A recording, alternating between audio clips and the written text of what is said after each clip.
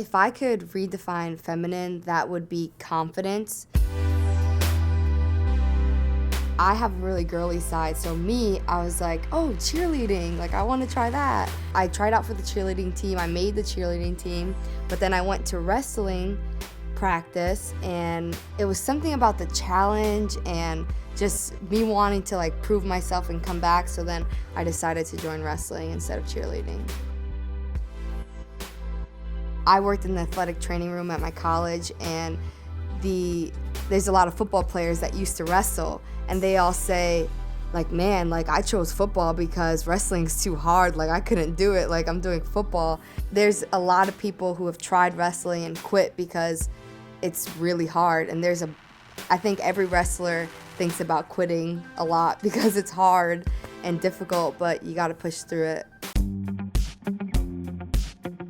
When I'm about to go off on the mat, I think about, I deserve this more than this other girl. I know in my heart that I trained my hardest.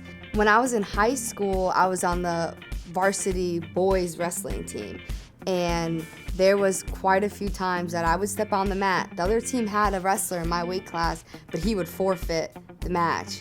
And in my head, that's because they knew they were gonna lose. There's a lot of misconceptions with women's wrestling. Oh, you're a woman wrestler, like are you a lesbian or are you a dyke? Manly, they're not feminine, they can't be like beautiful, they're kind of boyish, tomboyish. If you just look at the senior world team, like all of them are gorgeous, beautiful, strong women who are really awesome on the mat, but also beautiful. My mom was a single parent. She had me when she was a teenager, so I think from her perspective, she wanted me to be a strong female and have confidence in myself and know like I can do whatever it takes on my own, because that's kind of what she did. Oh yeah, she's like superwoman. Of course I want a husband and a family and stuff, but to be able to not have to rely on anyone.